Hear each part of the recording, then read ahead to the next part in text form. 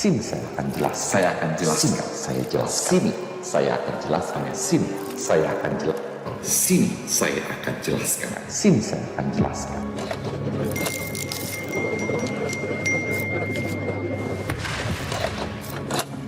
Di debat cawapres atau ada sisi lain yang terlewatkan. Sini saya akan Keluarin budget yang besar untuk beli alutsista dong bro, boleh bro. Di debat capres kemarin ada yang Nama saya Muhammad Lutfi dan saya akan jelaskan. izinkan saya bercerita tentang harapan. Mikul Duor mendem jero. Artinya diangkat di luar, ditahan di dalam. Kalau bahasa naunya, bahasa Inggrisnya saya belajar, a boy don't kiss and tell.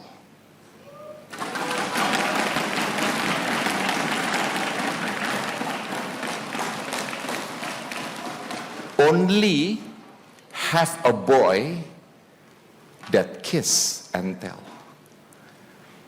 Hanya setengah pemimpin yang mengatakan bahwa bosnya dikasih contekan. Hanya setengah pemimpin. Jadi kita berbicara tentang pemimpin, tidak pernah menjelek-jelekkan pemimpinnya. Kau camkan itu.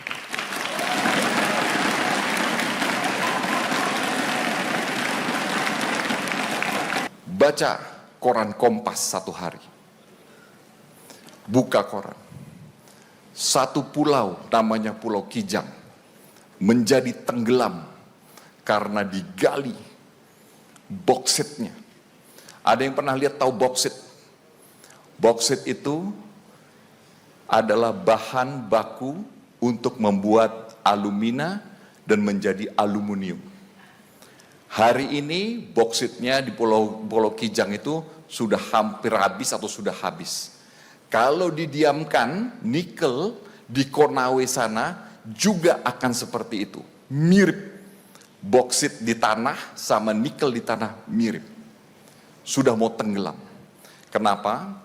Karena konsesinya pada tahun 80 dikasihkan kepada perusahaan Jepang, diambil boksitnya, US Alcohol tidak mau membuat smelternya, aluminanya di Pulau Kijang, dibawa 5.000 km di Western Australia, dibawa boksitnya dikonvert menjadi alumina.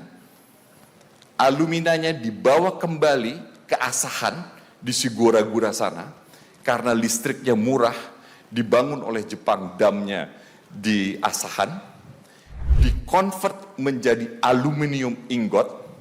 285.000 ton aluminium ingot ini dikirim 7.000 kilometer sampai ke Jepang, dibikin menjadi engine block. Engine blocknya ini dikirim balik lagi ke Jakarta 7.000 kilometer, dimasukkan ke dalam insentif mobil complete knockdown, dijadikan dalam Toyota, Daihatsu dan Mitsubishi menjadi mobil complete knockdown di Indonesia. Harga minyak pada saat itu $15 tahun 80-an. Hampir tenggelam itu pulau. Dijual tanahnya dari Indonesia. Kira-kira harganya Parati hari ini $15-20. Dan kita hampir mengulangi kejadian yang sama dengan nikel. Apa kita mau mengulangi lagi hal tersebut? Orang asing bilang itu namanya perdagangan bebas. Saya bilang itu namanya kolonialisme.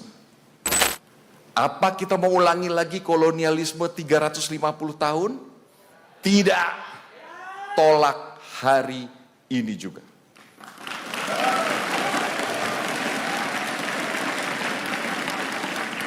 Jadi adik-adikku sekalian, kalau ada pemimpin yang masih mau menolak hilirisasi, kita tolak hari ini juga.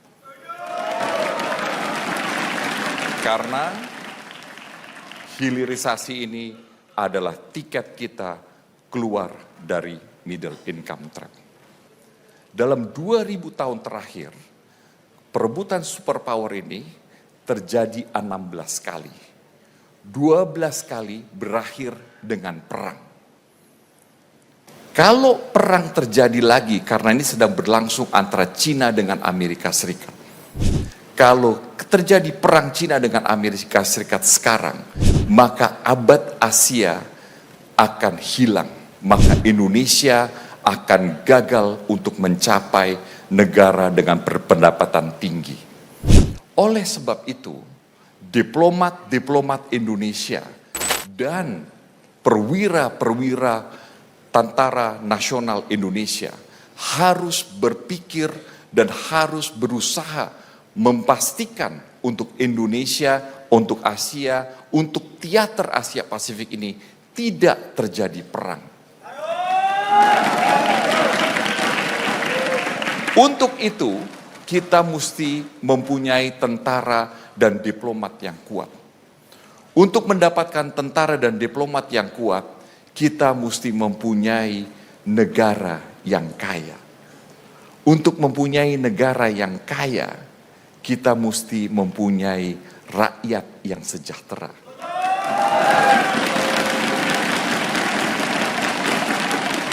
Rakyat yang sejahtera hanya bisa didapat daripada negara-negara, dari negara yang juga sejahtera.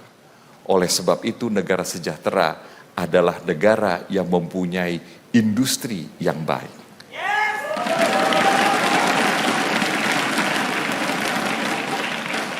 Ini semua Bapak dan Ibu bagian daripada yang diamanatkan oleh pendiri-pendiri kita dalam Undang-Undang Dasar 1945, yaitu memajukan kesejahteraan umum, mencerdaskan kehidupan bangsa, dan juga menjaga keamanan dunia.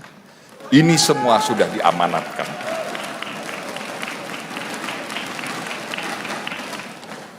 Dan yang terakhir, Bapak dan Ibu, izinkan saya menutup cerita ini dengan pengalaman saya yang waktu itu menjadi dan mendapatkan kehormatan untuk menjadi utusan khusus Bapak Presiden di Karibia.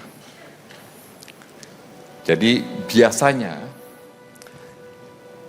karena utusan khusus ini adalah bagian daripada presiden, utusan presiden, biasanya di mana-mana dijemput. Kalau di Amerika, mobilnya itu Chevrolet. Begitu buka, tulisannya caution. Di Jerman, mobilnya itu Mercedes. Tulisannya Achtung. Di Trinidad Tobago, mobilnya Suzuki R3. Kita buka, saya cek buka, tulisannya hati-hati. Dan ini adalah barang-barang buatan Indonesia. Saya berharap dan berdoa, suatu hari nanti barang Indonesia menjadi barang-barang kelas dunia. Saya berharap suatu hari nanti saintis-saintis Indonesia menjadi saintis-saintis kelas dunia. Saya berharap suatu hari nanti kapal-kapal Indonesia menjadi kapal kelas dunia. Tapi Pak Erik, saya titip satu. Saya sudah punya semua. Saya punya Mahaputra saya. Saya mau satu. Saya ingin sebelum akhir hayat saya berdiri memberikan hormat kepada Sang Saka Merah Putih sambil menyanyikan Indonesia Raya di Piala Dunia. Untuk Indonesia Raya.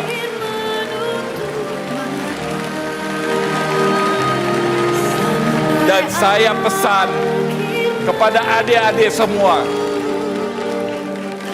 jangan pernah berhenti cinta untuk Indonesia.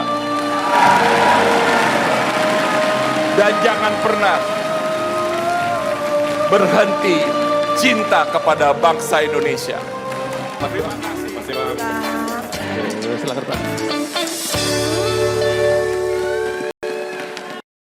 Membeli bedak untuk ibu hamil. Saya bukan Emil Dardak, tapi Ridwan Kamil.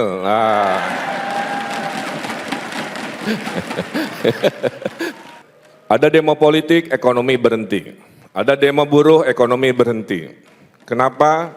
Di dunia perkotaan yang paling betul itu, pusat politik dipisahkan dengan pusat ekonomi. Jadi keputusan IKN itu adalah keputusan yang paling benar. Jadi menurut PBB 2050 ya hampir 70% kita itu tinggalnya di kota. Apa yang dikorbankan? Space. Anda berdesak-desakan, apartemen juga harus naik ke atas.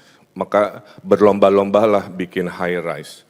Tertinggi di dunia gitu kan, apartemen lain sebagainya. Anda tidak bisa bebas di desa. Tapi kota-kota dunia ini akan banyak tantangan di masa depan, ya. Salah satunya perubahan iklim. Dulu Bandung masih ada embun di pagi hari, sekarang embun sudah hilang. Betul? Dulu suhu dingin, sekarang suhu makin panas. Dulu makanan mudah didapat, sekarang kemana-mana jauh, ya. Betul? Maka Anda Gen Z harus merubah cara hidupnya. Istilah saya adalah Anda sekarang itu hidupnya boros karbon. Kemana-mana naik mobil, kemana-mana naik motor, padahal bisa jalan kaki. Betul? Kemana-mana beli makanan yang impor misalkan. Padahal impor itu kan, si impornya kan harus naik pesawat. Pesawatnya kan buang karbon ke udara. Kalikan jutaan kali bolak-balik, berapa banyak dosa kita kepada lingkungan. Jadi kalau ada Anda pilihan beli makanan di warung, belilah di warung. Kalau ada pilihan Anda beli makanan dari petani yang dekat dengan rumah, belilah makanan dekat petani. Itu cara sederhana tanggung jawab warga kota terhadap isu lingkungan. Energi, ini berita baiknya, ya. Hari ini kita energi kebanyakan kan dari minyak bumi, betul? Tapi Indonesia, adik-adik, Allah berikan panas tropis, Allah berikan panas bumi, karena gunung berapi paling banyak di dunia ada di Indonesia. Allah berikan banyak laut, Allah berikan banyak angin, maka menurut hitungan, negara yang energi terbarukan, renewable energy terbanyak di dunia, insya Allah adalah Republik Indonesia.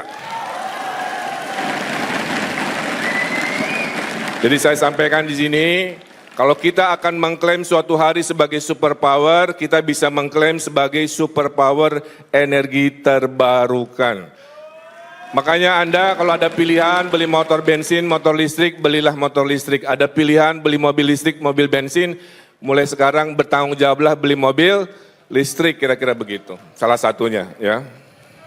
Semua kota di dunia termasuk Indonesia sudah harus bisa mengatur kotanya dalam genggaman, namanya smart infrastructure, betul? Di masa depan Anda tidak perlu ngantor seperti yang kita alami hari ini secara fisik, Anda bisa ngantor di mana saja. Jadi Pak Jokowi yang akan dilanjutkan oleh Pak Prabowo sudah menyiapkan yang namanya pemerataan perkotaan. Tuh. Konkret, nggak hanya pidato-pidato, betul? IKN bukan ide Pak Jokowi. IKN sudah ada dari zaman kolonial, hanya sejarah takdirnya, alhamdulillah Pak Jokowi yang mengimplementasikan. Tepuk tangan. IKN itu sudah bergulir sekitar 40 triliun investasi. Yang hadir di IKN 35 triliun tahun ini adalah dari swasta. Jadi tidak betul kalau ada yang bikin statement, oh nggak ada investasi, orang tidak datang. Terakhir, IKN sedang kami kawal supaya jadi kota yang manusiawi. Orang harus ada jalan kaki, orang harus berinteraksi. Makanya di sana tamannya banyak, pedestriannya lebar-lebar, mau pergi kemana-mana lewat jembatan lantai 2 bisa, lewat trotoar dekat aspal juga bisa. 7 lapangan bola standar FIFA sedang dibangun oleh Pak Erick Thohir. Itu ya. Jadi saya doakan kita lanjutkan sebuah keputusan bangsa bernama IKN, betul? Bersiaplah menyambut Indonesia Emas 2045. Saya kembali ke pantun yang tadi, memancing ikan di Balikpapan, pilihlah yang melanjutkan dan yang menyempurnakan.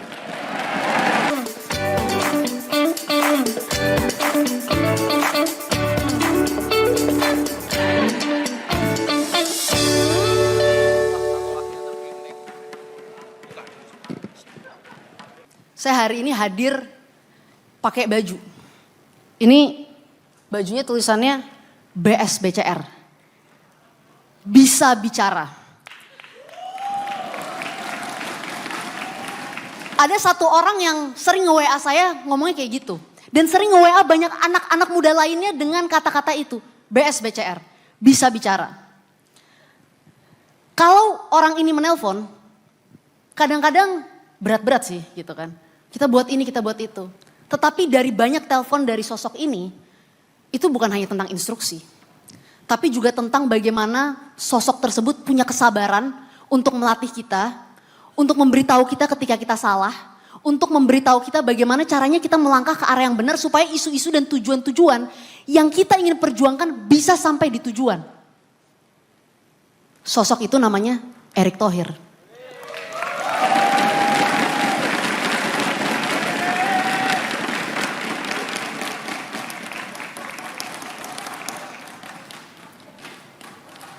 Karena gak mungkin kita bisa jadi pemimpin hebat kalau kita tidak memiliki mentor yang hebat.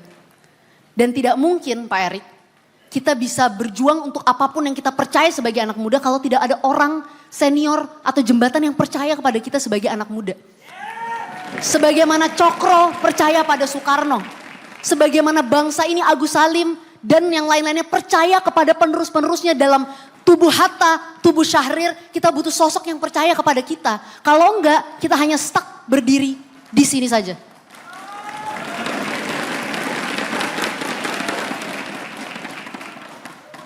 Jadi pastikan kita sampai di tujuan dengan bersama-sama orang yang tepat. Karena tanpa itu semua, tidak mungkin kita sampai di tujuan. Itu. Tapi Pak Erick ini juga pernah memberikan satu pesan penting ke saya. Dan itu sesuatu yang saya percaya juga Pak sejak lama. Kalau jadi anak muda itu harus idealis.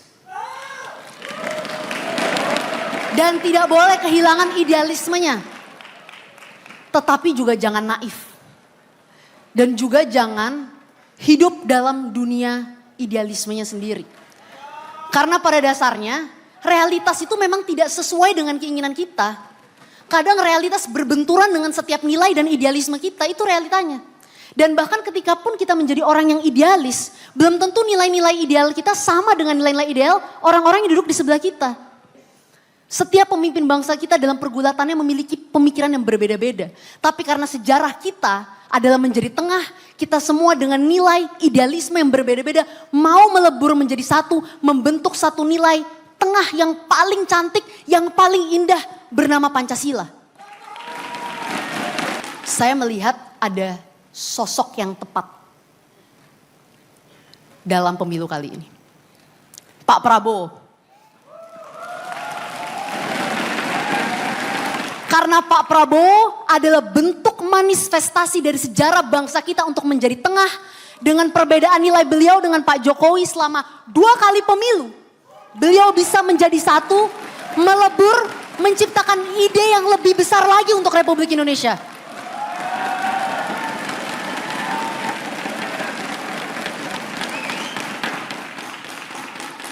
Sejarah bangsa kita itu adalah sejarah menjadi tengah. Tengah, tengah, tengah. Karena itu pilih yang tengah.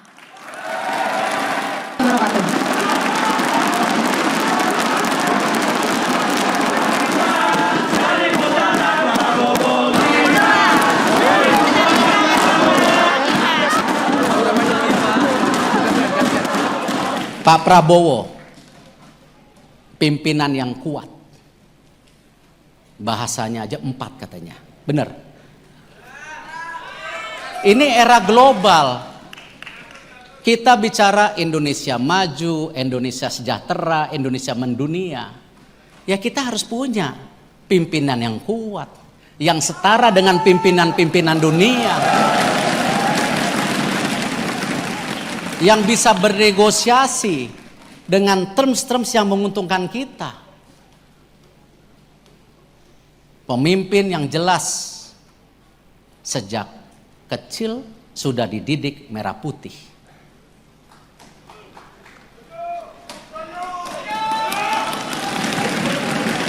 Leader yang punya komitmen. Leader yang punya komitmen. Apalagi sekarang didampingi. Ya, Mas Gibran adalah generasi emas kita. Yang harus menyelesaikan solusi zaman now dengan pemikiran-pemikiran yang terbarukan. Mayoritas adalah anak muda. Negara lain ada yang PM-nya umur 34. Ya, kenapa kita tidak boleh punya wapres yang muda juga?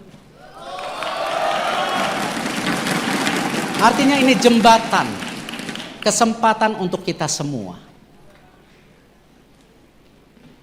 Kita penting melakukan pilihan buat masa depan kita.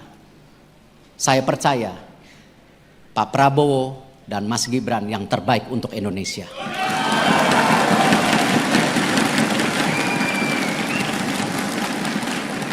Di sini ini bukan sulap ini, ya. Apa itu, Pak Erik? Ini bukan Pak sulap. Erik, ini ada apa sih Pak? Mau minum Pak? Dari tadi aus kayak, silakan minum Coba Pak. kita lihat. Maksud tadi katanya perlengkapan Pak Tarno, Pak. Ini ngaco loh Pak. Ini ada apa? Ada sirup-sirup gini kita penasaran Ini bukan loh, Pak. sulap. Jadi begini. Ya. Kita lihat ini umpama Pak Prabowo dan Pak Jokowi di tahun 2018. Gelasnya sudah penuh. Penuh. Karena pada saat itu sudah punya pilihan dan semua sudah punya hal-hal yang mereka lakukan masing-masing. Tapi kalau kita lihat ketika mereka bergabung di tahun 2024 yang tadinya kapasitasnya sebesar ini, sekarang kapasitasnya sebesar ini.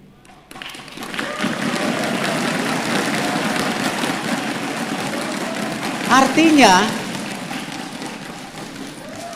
banyak sekali potensi yang bisa diisi. Kita mau bicara anak muda. Anak muda. Kita masukkan. Masuk. Kita mau tarik inovasi. Bisa. Hah?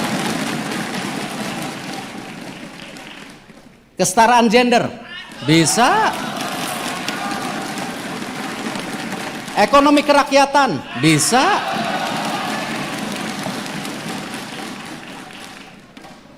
Kita mau bersaing dengan negara-negara lain. Bisa. Tambah lagi inovasi. Bisa.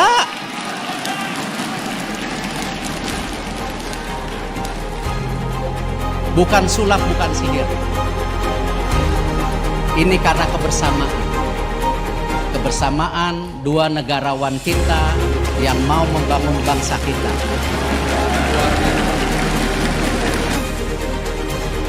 Kami persilakan Bapak untuk menyampaikan deklarasinya. Pak Erik monggo Pak Erik, deklarasinya dulu Pak Erik. Oke, teman-teman tahan dulu sebentar. Dulu. Nanti habis itu kita boleh sama. Tahan dulu sebentar. Ya. Tahan dulu teman-teman. Oh, diserahkan kepada Samara. Ya oke. Ini contoh Pak Erick Thohir selalu memberi kesempatan kepada anak muda. Iya. Oke, dengan mengucap Bismillahirrahmanirrahim. Insya Allah tanggal 14 Februari kita coblos nomor